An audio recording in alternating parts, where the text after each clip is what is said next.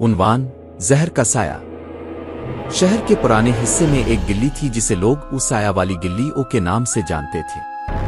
وہاں سورج کی روشنی دن کے وقت بھی نہیں پہنچتی تھی۔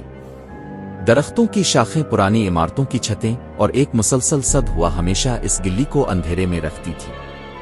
لوگ کہتے تھے کہ کئی سال پہلے یہاں ایک حکیم رہتا تھا جو زہر سے علاج کیا کرتا تھا۔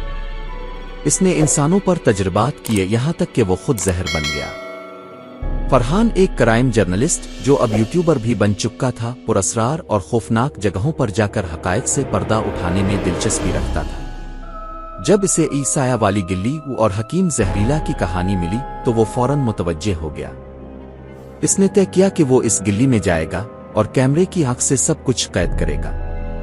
رات 2 بجے وہ اپنے ساتھی وسیم کے ساتھ اس گلی میں داخل ہوا۔ گلی سنسان تھی، دیواروں پر زنگ آلود تختیاں اور فرش پر سوکھا خون۔ دونوں نے ماسک پہنا کیونکہ بدبو ناقابل برداشت تھی۔ کیمرہ آن تھا اور فرحان بتا رہا تھا: ناظرین، ہم اس وقت سایہ والی گلی میں داخل ہو چکے ہیں جہاں کوئی روشنی نہیں پہنچتی۔ گلی کے اختتام پر ایک پرانا مکان تھا جو باقی عمارتوں سے زیادہ تباہ حال اور عجیب تھا۔ دروازہ ہلکے سے کھلا جیسے کسی نے دعوت دی ہو۔ اندر داخل ہوتے ہی سردی اور گھٹن نے ان کا استقبال کیا۔ ہر دیوار پر سبز رنگ کے دھبے تھے جیسے کوئی زہریلی مائع رس رہی ہو۔ اچانک ایک آواز آئی: واپس چلے جاؤ ورنہ وہ جاگ جائے گا۔ وسیم گھبرا گیا مگر فرحان نے کیمرہ آگے بڑھایا۔ ایک پرانا کمرہ ملا جہاں الماریاں ٹوٹی ہوئی تھیں اور فرش پر جلی ہوئی دوائیاں بکھری پڑی تھیں۔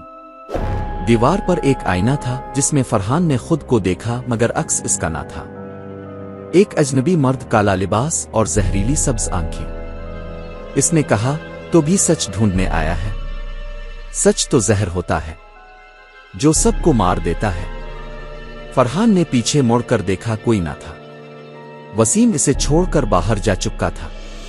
اچانک فرش پر کچھ حرکت ہوئی جیسے سانپ رینگ رہے ہوں۔ ایک سایہ ابھرنے لگا۔ وہ حکیم زہریلا تھا، چہرہ آدھا جلا ہوا آدھا سانپ جیسا۔ اس نے کہا: تم نے میری نیند توڑی ہے، اب تمہارا لہو میری دوا بنے گا۔ فرحان نے سورہ سوئیں پڑھنا شروع کی مگر آواز اس کے منہ سے نہ نکلی، زبان جیسے زہریلی ہو گئی ہو۔ حکیم قریب آیا اور اس کی آنکھوں میں آنکھیں ڈال کر بولا: میرا زہر اب تیرا سایہ ہوگا۔ فرحان کی آنکھیں سبز ہو گئیں اور اس کی نسوں میں کالا دھواں دوڑنے لگا۔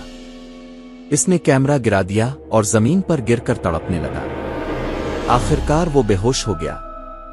صبح وسیم نے پولیس کو بلایا مگر جب وہ مکان پہنچے تو وہاں کچھ نہ تھا، نہ مکان، نہ گلی، نہ خون، صرف ایک کیمرہ جس میں آخری ریکارڈنگ تھی، فرحان کی سبز آنکھیں اور پس منظر میں وہی آواز: زہر کبھی نہیں مرتا، صرف جسم بدلتا ہے۔